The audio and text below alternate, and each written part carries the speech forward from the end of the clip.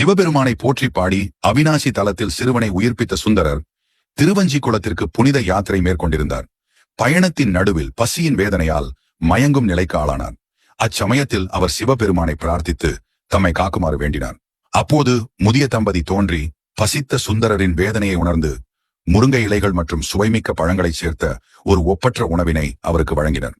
சுந்தரரின் பசி தீர்ந்து அவரது மனமும் உடலும் புத்துணர்ச்சி பெற்றபோது அந்த முதிய தம்பதியரின் தெய்வீக சாயலை கவனித்தார்.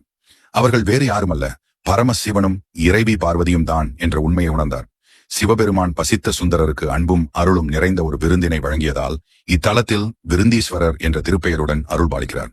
இங்கு சிவபெருமான் நந்தியை தனக்கு சமமாக கருதி ஒப்பற்ற அதிகாரத்தை வழங்கியதால் அதிகார நந்தி என்ற சிறப்பு பெயரால் அழைக்கப்படுகிறார்.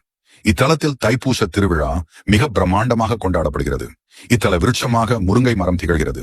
இக்கோவில் கோவை மாவட்டம் வடமதுரையில் அமைந்துள்ளது.